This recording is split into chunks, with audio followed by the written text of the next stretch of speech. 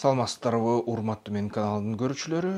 Бул мен Искендер Шаршеев. Бүгүн мен айта турган темам бул жетим тоо темир кени. Жетим тоо темир кенинде 50 миллиард тонналык темир рудасы, кендери катылган деп айтылат да. Бул деген абдан темирге бай тоо деп айтылат. Советтер Союзу кезинде ушул тоодон, ошол Советтер Союзунда бүт бара курал жарак, куруучу материалдар жана башка ошол темирден чыгарып турчу болот, бекем болоттор чыгат деген божомолдор, долбоорлор, эсептөөлөр болуп жасалышкан да. Бүгүнкү күндө ушул биздин кендер министрлигинде ушул маалыматтар бар.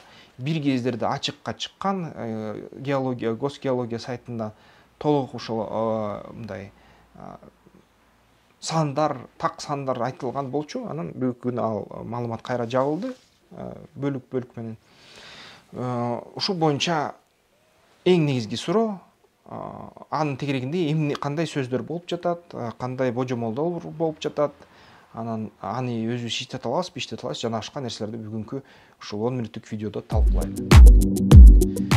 Ушул видеонун спонсору Шаршеев жана өнөктөштөр деген компания. Биз бизнес пландар жазабыз, долбоорлор жазабыз, техникалык, экономикалык негиздөө түзүп алабыз, жана инвесторлор менен аларга керектүүчү материал, дизайн, видеолорду жана башкаларды жасап, ушуну даярдап, толугу менен инвесторлор менен карым-катнаш түзүүгө, аларга тиешелүү документтерди жана материалдар даярдоого ошо багытталган ишканабыз. 2014-жылдан бери иштеп жатабыз. Анан биздин ишибизде 100дөн ашык долбоорлор жасаганбыз. Бизде ошол 100дөн ашык миллион доллар бааланган долбоорлордон ошол 25 долбоор инвесторлорго жаккан, каржылоо ташташкан. Албетте, эгерде чоң идеяңыз бар болсо жана алдыга жылайын, ушул инвестиция тартайын, жакшы бизнес план түздүрөйүн десеңиздер, бизге кайрылгыла, жасап беребиз. Кызматыбызды кылып беребиз жогорку деңгээлде. Бүгүнкү темага көз таштасак, жетим тоодо ушундай темир кени бар. Ал темир кенинин баасы кумтөрдөн да бир нече жолу 10 эсе, 15 эсе ашып кетет да. Керек болсо баарын иштетсе, жана акыл менен иштесе, 30 эсе кумтөрдөн түшкөн каражаттардан да ашат, келе турчу каражаттар. Бирок анын тагдырын карасак, ушул 20-15 жыл мурда биринчи жолу Кытай, Кыргызстан, Өзбекстан жолду салабыз дегенде, ал жолдун биринчи долбоорлору чыкканда, ошол имиштер, серепчилер арасында имиштер чыккан, серепчилер талкуулаганда, ошо демек ушул жолго ошол кезде 2 миллиард доллар кете турган болчу. Ал 2 миллиард долларды кайдан алмакпыз? Мамлекеттик бюджет толугу менен 2,5 миллиард доллардын тегереги болчу ал кездерде. Анан ушул каражатты алыш үчүн кытайларга ушул кенди бериш керекпи деген ой чыкканда, кытайлар ушул кенди сурашкан деп айтышат. Сурап туруп, анан 50 жылга бергиле лицензияны деп айтышат. Эгерде 50 жылга алса, ал толору талкалап, ушул тоонун баарын, рудасын Кытайдын ичине алып кирмек темир жол менен. Аякта баягы темир иштетүүчү заводдор Кытайда бар, аяка ушул руда кетип, аяктан темир иштетилмек. Кытай абдан кызыктар болгон ушул нерсеге. Бирок баягы биздин тарап мамлекет кызыкчылыгын көздөп, ушул макулдугун бербей сураган кенди жана лицензиянын түрүн бербей койгон деп айтылат да. Бербей койгондун аркасынан анан кийин дагы көп сөз айтылган. Ушул кытайлар сурап атат. Азыркы кайра Кытай, Кыргызстан, Өзбекстан жолун салгаларынын астында техникалык, экономикалык негиздеме жасалган деп айтылат. Негиздеме Кытай тарабы бүтүргөн соң Кытай тарабынан 2 миллиард доллардай кетет. Анткени Суар аркылуу, Синжань Уйгур автономиялык округ аркылуу алар дагы темир жол салыш керек. Биздин тоо таштарыбызды тешиш керек. 18-204 километр ар кайсы расчеттор боюнча ар кандай. Ошол 200 километрден ашык да, мындай айтканда. Тоо ташты тешиш үчүн, анан бир деңгээлде жол өткөрүш үчүн буга 2,5 миллиард доллардай кетет деп айтылат. 3 миллиард долларга чейин кетиши ыктымал. Өзбек тарапка 1 миллиард доллардан кем акча кетиши ыктымал деп айтылат. Жалпы ушул долбоордун баасы 5 миллиард долларга барып калышы ыктымал дегендер сөздөр бар серепчилер арасында. Өзбекстан тараптан баары даяр. Өзбекстан темир жолун жеңил салып коет жана өзүлөр дагы узкоколейка колдонот, Кытайдын стандартына туура келет. Кыргызстан ушул 2 миллиард доллар таба алабы бүгүнкү күнү? Кыргызстан бюджети 3,5-4 миллиардга чейин жакындап калды, бирок ал акча жетеби ушул темир жол салганга? албетте жетишпей калышы мүмкүн. Бул акчаны алыш үчүн Кыргызстан же кайра эле ошол жетим тонну берип салыш керек, же араб ислам фонддоруна кайрылып, арабтардан болобу же Кытайдын өзүнөн болобу, бирок Кытайдын жеке мындай иштөөчү фонддорун чакырып, мамлекеттик карызга салдырбай, инвестор менен, эл аралык инвестор менен иш алып барышы керек деген ой бар да, божомол бар. Ошондой кылыш керек. Акчаны ушинтип табыш керек. Темир жолго ошондой сырткы жеке инвесторду тартып, темир жол салыш керек. Жетим тоо болсо, ошол инвесторлор менен анын акчасын таап, аларга төлөп бергенге мүмкүнчүлүк жаратат. Ал үчүн жетим тоодо Кыргызстан өзү, Кыргыз Республикасы өзү темир иштетүүчү заводдор салыш керек. Каерге? Темир иштетүүчү заводдор көмүрдүн жанына салдырыш керек да. Бирок мисалы үчүн ошол кара кече көмүрү, Миңкуш көмүр кендери, ал деген чийки көмүр кендери да, же күрөң көмүр кендери. Булардын калориясы аз, 30-40% чейин ошол көө болуп калат, күйбөй калат.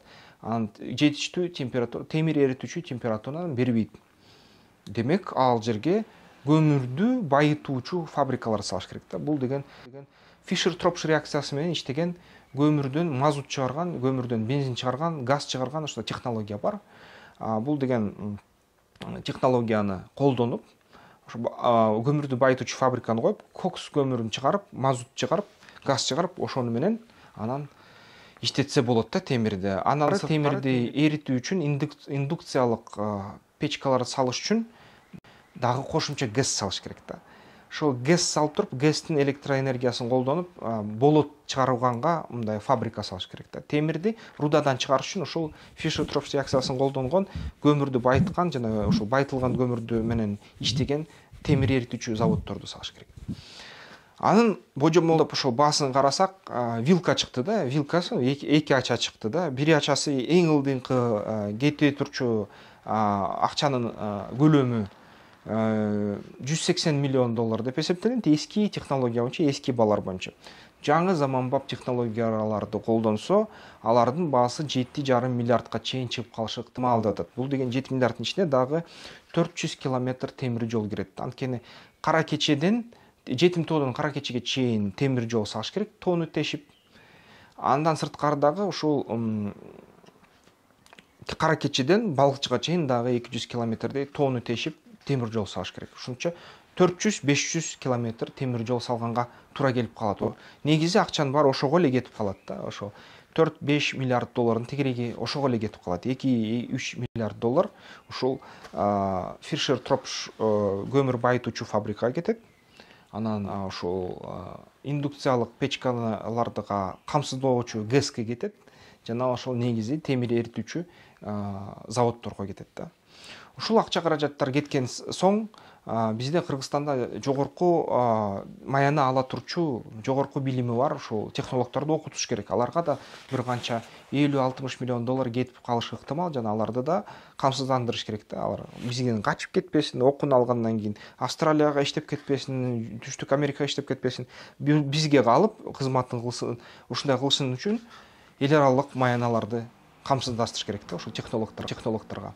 Анан ошол технологдорго албетте аябай катуу маселе коюш керек. Алар деген ушул заводдорду проекттерин чийип, техникалык, экономикалык негиздемесин, долбоорлорун чийип, ал долбоорлорду тастыктап, далилдеп, анан ошол заводдорду кура башташ керек да. Заводдорду кургандан кийин бизде Кыргызстанда өзүбүздүн темирибиз чыга баштайт. Биздин Кыргызстандын темири бүгүн бүт темирди биз Орусиядан алабыз, жана Уралда негизи чыккан темирди алабыз, жана Кытайдан алабыз да.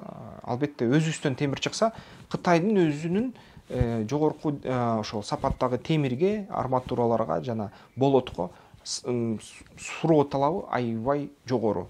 Кытай эле бизден алат, дүйнө жүзү бизден алат. Өзүбүздүн курулушубузду түзө баштайбыз, анан баягы ригелдерди чыгарып, бүт Кыргызстан бүгүнү темир бетон конструкцияларын колдонот да. Эгерде ошол өзүбүздүн темир заводубуз болсо, биз деген ошол айнек менен темирден, темир бетондон укмуштай имараттарды сала алабыз да. Биздин Америка Кошмо Штаттарындагы баягы асман тырмаган небоскрептор сыяктуу ушундай имараттарды сала алабыз, жана сейсмикалык туруштук бере турчу мындай күчтүү мындай имараттар салсак, анда бизге эч кандай мындай жер титүүлөр чоң коркунуч туудурбайт.